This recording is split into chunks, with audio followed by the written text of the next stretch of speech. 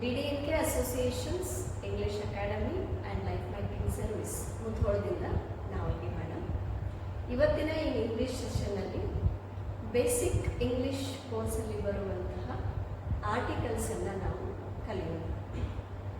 Articles ಸಾಮಾನ್ಯವಾಗಿ ನಿಮಗೆಲ್ಲರಿಗೂ ಗೊತ್ತಿರುತ್ತೆ. In English we have 3 articles. ಇಂಗ್ಲಿಷಲ್ಲಿ 3 ಆರ್ಟಿಕಲ್ಸ್ ಇದ್ದಾವೆ. A and the. So a and the, these 3 are the articles. A and the, okay, ಈ 3 article ಅನ್ನು ನಾವು 2 ಟೈಪ್ಸ್ ಅಲ್ಲಿ ಏನು ಮಾಡ್ತೀವಿ, ಡಿವೈಡ್ ಮಾಡ್ತೀವಿ. So a and the 3 articles, they are divided into 2 types. The first one is indefinite articles and the other one is definite articles. A and these two we say indefinite articles. A ಮತ್ತು and ಇವೆರಡನ್ನ ನಾವು ಏನಂತ ಹೇಳ್ತೀವಿ, indefinite articles ಅಂತ ಹೇಳ್ತೀವಿ. ಇನ್ನು ಉಳಿದ ಯಾವ್ದ್ರಿ, the. So the, it is definite article. A and indefinite articles and the, it is definite article. Today in this session we will learn use of a and.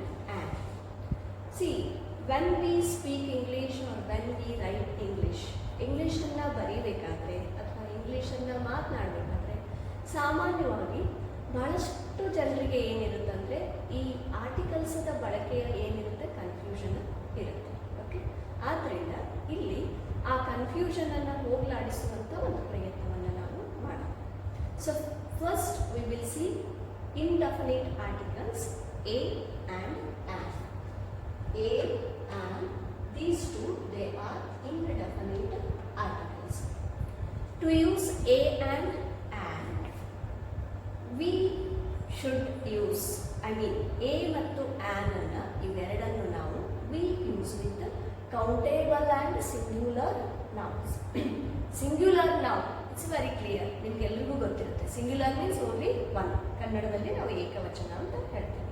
Okay, countable, okay, countable and non countable, ಸಂಖ್ಯಾವಾಚಕ ಮತ್ತು ಪ್ರಮಾಣವಾಚಕ ಅಂತ ನಾವು ಕನ್ನಡದಲ್ಲಿ ಹೇಳ್ತೇವೆ. So countable in the sense any noun which can be counted as 1 2 3 4 like this. ಅಂದರೆ ಯಾವುದನ್ನು ನಮಗೆ 1 2 3 ಈ ರೀತಿ ಎಣಿಸೋದಕ್ಕೆ ಬರುತ್ತೋ ಅದನ್ನು ನಾವು ಕೌಂಟೇಬಲ್ ಅಂತ ಹೇಳ್ತೇವೆ. ಈಗ ಫಾರ್ ಎಕ್ಸಾಂಪಲ್, ಈಗ ನೀವು ಸ್ಟೂಡೆಂಟ್ಸ್ ಅದೇ, ಓಕೆ, ಈಗ in the class there are 10 students. ಒಂದು ಕ್ಲಾಸಲ್ಲಿ 10 ಜನ ಸ್ಟೂಡೆಂಟ್ಸ್ ಇದ್ದೀರಿ ಅಂತ ಇಟ್ಕೊಳ್ರಿ. So how many students are there in the class ಅಂತ ಪ್ರಶ್ನೆ ಬಂದಾಗ, so what do you do, ನೀವೇನು ಮಾಡ್ತೀರಿ, ಎಣಿಸ್ತೀರಿ. ಯು ಕೌಂಟ್ ದ ಸ್ಟೂಡೆಂಟ್ಸ್ 1 2 3 4 ಅಂತ. Okay, so students they can be counted. Okay, ಈಗ you have pens, you have pencils, you have books. ಈಗ how many books, then you start counting 1 2 3, right? How many pencils, then you start counting. ಅವಾಗ ನೀವು ಎಣಿಸ್ತೀರಿ 1 2 3 ಅಂತ. Okay, just you think you have water in your bottle. ನಿಮ್ಮ ಹತ್ರ water bottle ಇದೆ, ಅದರಲ್ಲಿ ನೀರಿದೆ. So if I ask you the question how much water, do you start counting 1 water 2 waters 3 ವಾಟರ್ಸ್? No. Do you understand? Okay, so which cannot be counted as 1 2 3. ಈಗ ನೀರನ್ನು 1 ನೀರು 2 ನೀರುಗಳು ಅಂತ ನಾವೇನು ಮಾಡಲ್ಲ, ಎಣಿಸಲ್ಲ, ರೈಟ್? ಈಗ ನೀವಿರುವಂಥ ಕೋಣೆನಲ್ಲಿ ಏನಿದೆ, ಗಾಳಿ ಇದೆ. Okay, air, right? Do you count 1 air 2 airs? No. Fine. So ಈ ರೀತಿ air, water, oil, knowledge, fine, all these we cannot count. ಇವುಗಳನ್ನು ನಾವು ಕೌಂಟ್ ಮಾಡೋಕ್ಕೆ ಬರೋದಿಲ್ಲ. ಡು ಯು ಅಂಡರ್ಸ್ಟ್ಯಾಂಡ್? ಅರ್ಥ ಆಗಿದೆ ಅಂತ ನಾನು ಅನ್ಕೋತೀನಿ.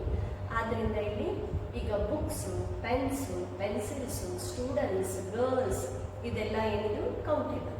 Water, okay, oil, knowledge, all this is, that is what, non countable.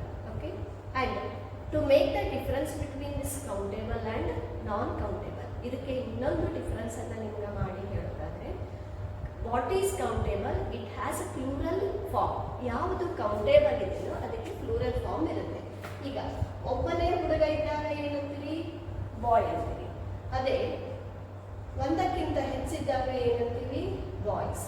Singular and plural. Okay, one girl, girl. More than one, we say girls. Okay, one star, star. More than one, stars. ಇದು ಬಹಳ ಜನರಿಗೆ confusion ಇರುತ್ತೆ. ಏನಂದ್ರೆ ನಮ್ಮ ತಲೆನಲ್ಲಿ ನಕ್ಷತ್ರಗಳಂದ್ರೆ ಅಸಂಖ್ಯಾತ. So ಅದನ್ನ ನಾವು ಬಹಳಷ್ಟು ಸ್ಟೂಡೆಂಟ್ಸ್ ಏನು ತಿಳ್ಕೊಂಡಿರ್ತಾರೆ, ನಾನ್ ಕೌಂಟೇಬಲ್ ಅಂತ ತಿಳ್ಕೊಂಡಿರ್ತಾರೆ. ಹಾಗಲ್ಲ, ಕಣ್ಣಿಗೆ ನಿಮಗೆ ಎಷ್ಟು ನಕ್ಷತ್ರಗಳು ಕಾಣಿಸುತ್ತೋ ಅಷ್ಟನ್ನು ನಾವೇನು ಮಾಡ್ಬೋದು? We can count 1 2 3. ಆದರೆ ಕಣ್ಣಿಗೆ ಕಾಣುವಷ್ಟು ನೀರನ್ನು ನಾವೇನು ಮಾಡೋಕ್ಕಾಗಲ್ಲ, ಕೌಂಟ್ ಮಾಡೋದಕ್ಕೆ ಆಗೋದಿಲ್ಲ. ಸೊ ಇಲ್ಲಿ ಯಾವುದು ಕೌಂಟೇಬಲ್ ಇದೆನೋ it has plural form. So ಆದರೆ ನಾವು ಇದನ್ನು ವಾಟರ್ಸ್ ಅಂತ ಬರೆಯೋದಿಲ್ಲ. This is wrong. Okay, so this is non countable and these are countable. Okay, so now I hope the difference between countable and non-countable it is clear. Okay, fine. Now coming to our point. ನಮ್ಮ ಒಂದು ಪಾಯಿಂಟಿಗೆ ನಾವು ಬರೋದಾದ್ರೆ use of a and an. A ಮತ್ತು an ಅನ್ನು ನಾವು countable and singular noun ಅಂದರೆ which can be counted, ಯಾವುದು ಎನಿಸಕ್ಕೆ ಬರುವಂಥದ್ದು ಇರುತ್ತೋ, ಆಮೇಲೆ ಯಾವುದು ಒಂದೇ ಇರುತ್ತೋ ಅದನ್ನು ಮಾತ್ರ ಅಲ್ಲಿ ಮಾತ್ರ ನಾವೇನನ್ನು ಬಳಸಬೇಕು, ಎ ಮತ್ತು ಆ್ಯನ್. ಈಗ ನೋಡ್ರಿ, ಎ ಮಾರ್ಕರ್. ಈ ಮಾರ್ಕರನ್ನು ಎನ್ಸಕ್ಕೆ ಬರುತ್ತಲ್ಲ, do you count? Yes. So a marker, fine. A student, a book, a star, a bench, right? So many examples. See, a pen, it means only one pen. A book, it means only one book. An apple, it means only one apple. So a and an, they indicate singular. A ಮತ್ತು an ಇವೆರಡು ಏನನ್ನ ಸೂಚಿಸ್ತಾವ್ರಿ? ಒಂದು ಅನ್ನೋದನ್ನ ಸೂಚಿಸ್ತಾವೆ. So ಇವಾಗ ನಿಮ್ಗೆ ಅರ್ಥ ಆಗಿದೆ ಅಂತ ಅಂದ್ಕೊಂಡಿದ್ದೀನಿ. ಎ ಮತ್ತು ಆನ್ ಅನ್ನ ಯೂಸ್ ಮಾಡಬೇಕಾದ್ರೆ ಆ ನೌನ್ ಎಷ್ಟಿರ್ಬೇಕ್ರಿ? Only one. That is singular and it should be countable. If you say a water, that is wrong. Do you say I am drinking a water? No. Do you say I have an oil? No. ನನ್ನ ಕಡೆ ಒಂದು ಎಣ್ಣೆ ಐತಿ, ನಾನು ಒಂದು ನೀರು ಕುಡಿಯಾಕತ್ತೀನಿ ಅಂತ ಹೇಳ್ತೀವೇನ್ರಿ ನಾವು? ಖಂಡಿತ ಹೇಳೋದಿಲ್ಲ. ಅದನ್ನು ನಾವು ಹೇಳ್ಬೋದು, ಐ ಹ್ಯಾವ್ ಅ ಮಾರ್ಕರ್, ನನ್ನ ಹತ್ರ ಒಂದು ಮಾರ್ಕರ್ ಇದೆ. ಅದು ಕರೆಕ್ಟ್ ಅಲ್ವಾ? Okay, so a and they are used only with countable nouns. Okay, fine. ನಾವು coming to the next point. ಈಗ ನೆಕ್ಸ್ಟ್ ಪಾಯಿಂಟ್ ನಾವು ಬರೋದಾದರೆ, ಕಮಿಂಗ್ ಟು ಅವರ್ ಪಾಯಿಂಟ್, ಈಗ ನಾವು ಎ ಮತ್ತು ಆ್ಯನ್ ಅನ್ನು ಹೆಂಗೆ ಯೂಸ್ ಮಾಡಬೇಕು ಅನ್ನೋದನ್ನು ನಾವು ನೋಡಬೇಕು. A we use with consonant sound. ನೋಡಿ, a is used with consonant sound. Consonant ಅನ್ನೋದನ್ನು ನಾವು ಕನ್ನಡದಲ್ಲಿ ಏನು ಹೇಳ್ತೀವಿ? ವ್ಯಂಜನ. ಓವೆಲ್ ಅನ್ನೋದನ್ನು ಕನ್ನಡದಲ್ಲಿ ಏನು ಹೇಳ್ತೀವಿ? ಸ್ವರ. Okay, but here please remember, ಬಹಳಷ್ಟು ವಿದ್ಯಾರ್ಥಿಗಳಿಗೆ ಈ ಒಂದು ಕನ್ಫ್ಯೂಷನ್ ಇರುತ್ತೆ ಅಥವಾ ತಪ್ಪನ್ನು ಮಾಡ್ತಿರ್ತಾರೆ. Consonant letters and vowel letters are different. Consonant sound and vowel sounds they are different. ಈಗ ಕಾನ್ಸನೆಂಟ್ ಲೆಟರ್ಸ್, ಓವೆಲ್ ಲೆಟರ್ಸ್. ಈಗ ಓವೆಲ್ ಲೆಟರ್ಸ್ ಅಂದ ತಕ್ಷಣ ನೀವು ಹೇಳ್ತೀರಿ 5 vowel letters, A E I O U. And rest of these 5 ಅಂದರೆ ಈ 5ಅನ್ನು ಬಿಟ್ಟು ಇನ್ನು ಉಳಿದದ್ದೆಲ್ಲವನ್ನು ಏನಂತ ಹೇಳ್ತೀರಿ? ಕಾನ್ಸನೆಂಟ್ ಲೆಟರ್ಸ್ ಅಂತ ಹೇಳ್ತೀವಿ. ಓಕೆ, ಆದರೆ ಹಿಯರ್ ಅವರ್ ಕನ್ಸರ್ನ್ ಅಥವಾ we are bothered not with the letters but we are bothered with the sound. ಅಂದರೆ ಕಾನ್ಸನೆಂಟ್ ಅಕ್ಷರಗಳು ಬೇರೆ, ಅದರ ಒಂದು ಉಚ್ಚಾರ ಬೇರೆ. ಓಕೆ, ಈಗ ಕಾನ್ಸನೆಂಟ್ ಸೌಂಡ್ ಅಂದರೆ ವ್ಯಂಜನದಂತೆ ಉಚ್ಚಾರ. ನಿಮಗೆ ಸ್ವಲ್ಪ ಸರಳವಾಗಿ, ಅಂದರೆ ಕನ್ನಡ ಮಾಧ್ಯಮದಲ್ಲಿ ಓದಿರುವಂತಹ ವಿದ್ಯಾರ್ಥಿಗಳಿಗೆ ಸ್ವಲ್ಪ ಸರಳ ಮಾಡಿ ನಾವು ಹೇಳೋದಾದರೆ, ಈಗ ಕನ್ನಡದಲ್ಲಿ ವ್ಯಂಜನಗಳು ಕ ಖ ಘ ಗನ, ಚ ಚ ಜ ಜನ, ಟ ಟ ಡ ನ, ಇದೆಲ್ಲ ನಮ್ಗೆ ಗೊತ್ತಿರುತ್ತೆ, ಹೌದಾ? ಆ ರೀತಿ ಉಚ್ಚಾರ ಅಂದರೆ ಶಬ್ದದ ಮೊದಲನೆಯ ಅಕ್ಷರದ ಉಚ್ಚಾರ, the first sound of the first letter of the word. ಈಗ ನೋಡಿ, ಎ ಕ್ಯಾಟ್, ಹೌದಾ? Okay, so what is the first sound? ಇಲ್ಲಿ ಅಕ್ಷರ ಏನಿದೆ? ಸಿ ಇದೆ, ಆದರೆ ನಮ್ಗೆ ಅಕ್ಷರ ಬೇಕಾಗಿಲ್ಲ, ನಮ್ಗೆ ಏನು ಬೇಕಾಗಿರೋದು? ಸೌಂಡ್. ಕ, ಕ್ಯಾಟ್ ಅನ್ಬೇಕಾದ್ರೆ ಫಸ್ಟ್ ಸೌಂಡ್ ಏನಂತೀವಿ ನಾವು? ಕ.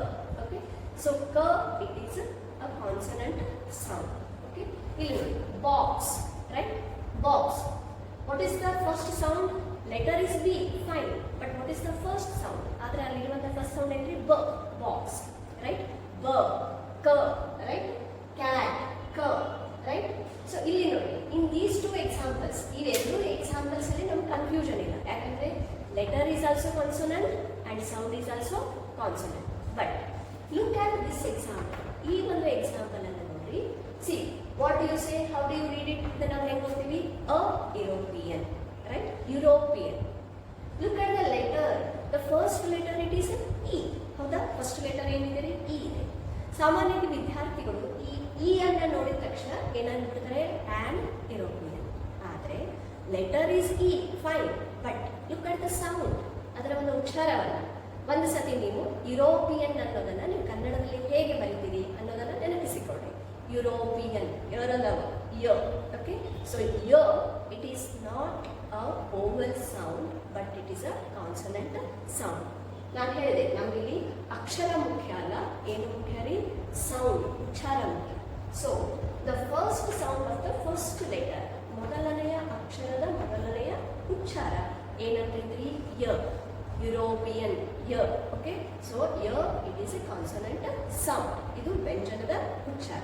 ಆದ್ದರಿಂದ ಅಕ್ಷರವನ್ನ ನಾವು ನೋಡಲಾರದೆ ನಾವೇನ್ ಮಾಡಬೇಕು? ಉಚ್ಚಾರವನ್ನ ನೋಡಿ ಯುರೋಪಿಯನ್, ಯ ಅನ್ನೋದು ಇದು ಕಾನ್ಸನೆಂಟ್ ಸೌಂಡ್ ಆಗಿರೋದ್ರಿಂದ ಇಲ್ಲಿ ಖಂಡಿತ ನಾವು ಏನನ್ನ ಬಳಸ್ಬೇಕ್ರಿ? ಎ ಯುರೋಪಿಯನ್, ಒಬ್ಬನೇ European. I met a European. ಈಗ ನೀವೆಲ್ಲ ಒಂದು ಪ್ರವಾಸಕ್ಕೆ ಹೋಗಿರಿ ಅಂತ ಇಟ್ಕೊಳ್ಳಿ, ಓಕೆ? ಬಾದಾಮಿ ಪಟ್ಟಣಕ್ಕೆಲ್ಲ ಹೋಗಿರ್ತೀವಿ, ರೈಟ್? ಅಲ್ಲಿ ನಿಮಗೆ ಒಬ್ಬರು ಯುರೋಪಿಯನ್ ಏನ್ ಮಾಡ್ತಾರೆ? ಸಿಗ್ತಾರೆ, ಒಬ್ಬ ಫಾರಿನರ್ ಸಿಗ್ತಾರೆ. ಸೊ ನೀವು ಹೇಳ್ತೀರಿ ಐ ಮೆಟ್ ಅ ಯುರೋಪಿಯನ್, ನಾನು ಒಬ್ಬ ಯುರೋಪಿಯನ್ ಅನ್ನ ಏನ್ ಮಾಡಿದೆ? ಭೇಟಿ ಮಾಡಿದೆ, okay? Right. Look at this example. University. What is the first letter? ಮೊದಲನೇ ಅಕ್ಷರ ಏನಿದೆ ರೀ? U. Of course, U it is one of the vowels. ಇದು ಸ್ವರಗಳಲ್ಲಿ ಒಂದು A, E, I, O, U. So ಹಾಗೆ ವಿದ್ಯಾರ್ಥಿಗಳು ನೀವೇನ್ ಮಾಡ್ತೀರಿ? ಯು ಅಂತ ನೋಡಿದ ತಕ್ಷಣ ಏನನ್ನೋದು? On university. ಆದ್ರೆ ಈಗ ನಾನು ಮತ್ತೆ ಹೇಳ್ತಾ ಇದ್ದೀನಿ, ಅಕ್ಷರ ನೋಡಿ ನಾವು ಎ ಆನ್ ಅನ್ನು ಡಿಸೈಡ್ ಮಾಡಬಾರ್ದು. ಏನನ್ನ ನೋಡಿ ಡಿಸೈಡ್ ಮಾಡ್ಬೇಕ್ರಿ? ಅದರ ಒಂದು ಉಚ್ಚಾರವನ್ನ ನೋಡಿ ನಾವು ಏನ್ ಮಾಡಬೇಕು? ಎ ಆನ್ ಅನ್ನ ಡಿಸೈಡ್ ಮಾಡಬೇಕು. Okay? So once again, university, okay? ಯು, ಯ, ಇ, ಯು, ರೈಟ್? ಯ ಅನ್ನೋದು ಆಮೇಲೆ ನಾನು ಹೇಳ್ತೀನಿ, ದಿಸ್ ಈಸ್ ಏನಿದು? Consonant sound. So a university, right? There is a university. ಅಲ್ಲಿ ಒಂದು ವಿಶ್ವವಿದ್ಯಾಲಯ ಇದೆ. A university, a European, right? A unity. ಹೀಗೆ ಒಂದು ಎ ಯಾರನ್ನ ಈಗಾಗಲೇ ಹೇಳಿದ್ದೀನಿ ನಾನು, we use only for singular, right? So sound, when the first sound, ಯಾವಾಗ ಮೊದಲನೆಯ ಉಚ್ಚಾರ ಅದು ವ್ಯಂಜನದಂತೆ ಇರುತ್ತೋ ಅಲ್ಲಿ ಕಡ್ಡಾಯವಾಗಿ ನಾವು ಏನನ್ನ ಬಳಸಬೇಕು? ಎ ಅನ್ನ ಬಳಸಬೇಕು. ಸೊ ಇದು ನಿಮಗೆ ಕ್ಲಿಯರ್ ಆಗಿದೆ ಅಂತ ನಾನು ಅನ್ಕೊಳ್ತೀನಿ. Coming to an. ಈಗ ಆನ್ ಅನ್ನು ನಾವು ನೋಡೋಣ, right? An we use with vowel sound, ಅಂದ್ರೆ ಸ್ವರದಂತೆ ಉಚ್ಚಾರ, right? Vowels are 5, vowel letters are 5. 5 ಏನಿದಾವ್ರಿ? ಸ್ವರಗಳು ಇದಾವೆ ಇಂಗ್ಲಿಷಲ್ಲಿ. A, E, I, O, U, ನಮಗೆ ಗೊತ್ತದ. ಬಟ್ ನಾನು ಯಾವಾಗಲೇ ಹೇಳಿದ ಹಾಗೆ ಇಲ್ಲಿ ನಮಗೆ ಅಕ್ಷರಗಳ ಮುಖ್ಯ ಅಲ್ಲ, ಏನು ಮುಖ್ಯ ರೀ? ನಮಗೆ ಸೌಂಡ್, ಉಚ್ಚಾರ ಮುಖ್ಯ. Oval letters are 5, but in English we have 20 Oval sounds. ಆದರೆ ನಾವು ಇಂಗ್ಲಿಷ್ ಫೊನೆಟಿಕ್ಸ್ ಅಂತ ಏನು ಹೇಳ್ತೀವಿ ಅದರಲ್ಲಿ ಒಟ್ಟಾರೆ ಎಷ್ಟು? 20 ಏನಿದಾವ್ರಿ? ಓವಲ್ ಸೌಂಡ್ಸ್ ಇದಾವೆ. ಸುಮ್ಮನೆ ನಿಮಗೆ ಸರಳೀಕರಣ ಮಾಡಿ ಹೇಳೋದಾದ್ರೆ, ಕನ್ನಡ ಮಾಧ್ಯಮದಲ್ಲಿ ಓದಿರುವಂತಹ ವಿದ್ಯಾರ್ಥಿಗಳಿಗೆ ಸ್ವಲ್ಪ ಸರಳ ಆಗುವ ರೀತಿಯಲ್ಲಿ ಹೇಳೋದಾದ್ರೆ, ಈಗ ನಾವು ಕನ್ನಡದಲ್ಲಿ ಹೇಳ್ತೀವಿ ಅ, ಆ, ಇ, ಉ, ಓಕೆ? ಹಾಗೆ ಈ ರೀತಿ ಉಚ್ಚಾರ ಬರುವಂತಹ, ರೈಟ್? ಈಗ ಇ, ಎ, ಆ, ಯ, ರೈಟ್? ಸೊ ಇವೆಲ್ಲಾನು ಎದರಲ್ಲಿ ಬರ್ತಾವ್ರಿ? ಸ್ವರದ ಉಚ್ಚಾರಗಳು, Oval sounds.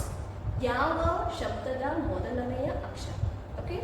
The first sound of the first letter. If it sounds like a vowel, ಅಂದ್ರೆ ಅದು ಸ್ವರದಂತೆ ನಿಮಗೆ ಉಚ್ಚಾರ ಆಗ್ತಿಲ್ಲ ಅಂದ್ರೆ ಅಲ್ಲಿ ನಾವು ಏನನ್ನ ಬಳಸಬೇಕಾಗುತ್ತೆ? ಆನ್ ಅನ್ನ ಬಳಸಬೇಕಾಗುತ್ತೆ. ಇಲ್ಲಿ ಆನ್ ಎನಿಮಲ್, ರೈಟ್? ಇಲ್ಲಿ ನಮಗೆ ಕನ್ಫ್ಯೂಷನ್ ಇಲ್ಲ. See, what is the first letter? A. A it is one of the vowels. ಸ್ವರಗಳಲ್ಲಿ ಒಂದು. ಅಕ್ಷರನೂ ಸ್ವರ ಇದೆ, ಉಚ್ಚಾರನೂ ಏನಿದೆ ರೀ? ಸ್ವರ ಇದೆ. And animal. Okay, so A ಅನ್ನೋದು ಸ್ವರದ ಉಚ್ಚಾರ, ಆಮೇಲೆ ಈ ಎ ಅನ್ನೋದು ಸ್ವರದ ಅಕ್ಷರ. ಫೈನ್. ಸೊ ಆ್ಯಂಡ್ ಎನಿಮಲ್ ಒಂದೇ ಇದೆ. But look at this example. ಈ ಒಂದು ಎಕ್ಸಾಂಪಲ್ ಅನ್ನು and MLA, right? M. See this M ಅನ್ನೋದು ಏನಿದು? Letter is consonant. ಅಕ್ಷರ ಏನಿದೆ? ವ್ಯಂಜನ ಇದೆ. ಹೌದು ತಾನೆ? ರೈಟ್? ಆದರೆ ನಾವಿಲ್ಲಿ AMLA ಬರ್ತೀವೋ ಅಥವಾ ಆ್ಯಂಡ್ MLA ಬರ್ತೀವೋ? ನಾವೇನು ಬರ್ತೀವಿ? And MLA. ಓಕೆ, ಸೊ ಒಂದು ಸತಿ ನೀವು ಎಂ ಅಂದ್ರಿ ಎಂ. ಓಕೆ, ಸೊ ಎಂ ಅಂತ ನೀವು ಅಂದಾಗ ಫಸ್ಟ್ ಏನಂತೀವಿ? ಎ ಆದ್ಮೇಲೆ ಮ ಅಂತೀವಿ, M. Okay, so first sound is e. So e it is vowel sound. E ಅನ್ನೋದು ಏನ್ರಿ? ಅದು ಓವೆಲ್ ಸೌಂಡ್. ಆದ್ರಿಂದ letter is consonant but sound is vowel. ಅಕ್ಷರ ವ್ಯಂಜನ ಇರ್ಬೋದು, ಆದ್ರ ಸೌಂಡ್ ಏನೈತಿ? ಓವೆಲ್ ಐತಿ. ಆದ್ರಿಂದ ಇಲ್ಲಿ an MLA. Look at another example. An SP. ಅಕ್ಷರ S, letter is consonant, that is true. But S ಒಂದ್ಸಲ ಅಂದ್ರೆ ಎಸ್ ಅಂತ ಅಂದ್ರೆ ನೀವು ಅಂದ್ರೆ ನೋಡ್ರಿ S. So S ಅನ್ಬೇಕಾದ್ರೆ what is the first sound? E, right? E ಮತ್ತು ಸ ಅವಾಗ ಏನಾದ್ರು? S, right? So e it is vowel sound. E ಅನ್ನೋದು ಏನದು? Vowel sound. ಆದ್ರಿಂದ ನಾವೇನು ಹೇಳ್ತೀವಿ? ಇದೆ ಆ್ಯಂಡ್ SP. ಇದೇ ರೀತಿ ನಿಮ್ಗೆ ಹೇಳ್ಬೋದು ನೋಡ್ರಿ. RTO. ಆ ಅನ್ನೋದೇನು? Vowel sound. ಆದ್ದರಿಂದ ನಾವು ಏನ್ ಹೇಳ್ತೀವಿ? And RTO, right? ಸೊ ನೆನಪಿಡ್ರಿ ನೀವು ಏನಂದ್ರೆ ಎ ಮತ್ತು ಆ್ಯನ್ ಅನ್ನ ನಾವು ಬಳಕೆ ಮಾಡ್ತಿದ್ರೆ letters are not important but the sound is important. Consonant ಅಂದ್ರೆ ವ್ಯಂಜನದಂತೆ ಉಚ್ಚಾರ ಬರ್ತಿದ್ರೆ ಈಗ ಕ, ತ, ಟೇಬಲ್, ತ, ಎ ಟೇಬಲ್. ಓಕೆ, ಚೇರ್, ಚ, ಎ ಚೇರ್. ಫೈನ್. ಬುಕ್, ಬ, ಅ ಬುಕ್. ಯುರೋಪಿಯನ್, ಯ, ಅ ಯುರೋಪಿಯನ್, ರೈಟ್? ಆದರೆ if it sounds like a vowel, ಆದರೆ ಅದು ಸ್ವರದಂತೆ ಯಾವಾಗ ಉಚ್ಚಾರ ಆಗುತ್ತೋ ಅಲ್ಲಿ ನಾವು ಏನನ್ನು ಯೂಸ್ ಮಾಡಬೇಕು? ಆ್ಯಂಡ್. ಓಕೆ, ಇಲ್ಲಿ ನೋಡಿ ಎಕ್ಸಾಂಪಲ್ಸ್ ಹೇಳಿದ್ನಲ್ಲ, and animal, and MLA, and SP, and apple. Okay, I have an umbrella. ನಿಮ್ಮ ಹತ್ರ ಒಂದು ಛತ್ರಿ ಇದೆ ಅಂತ ಇಟ್ಕೊಡ್ರಿ. ಸೊ ನಾವು ಅದನ್ನ ಇಂಗ್ಲೀಷಲ್ಲಿ ಹೆಂಗೆ ಹೇಳ್ತೀವಿ? ಐ ಹ್ಯಾವ್ ಒನ್ ಅಂಬ್ರೇಲಾ ಅಂತ ಹೇಳೋ ಬದಲಾಗಿ ನಾವು ಏನು ಹೇಳ್ಬೋದು? I have an umbrella. Okay, ಈಗ ಅಲ್ಲಿ ಒಂದು ಏನಿದೆ? ಒಂದು ಆನೆ ಹೊರಟಿರ್ತದೆ. ಓಕೆ, ನಿಮಗೆ ಹೇಳಬೇಕಾಗುತ್ತೆ there is an elephant, only one.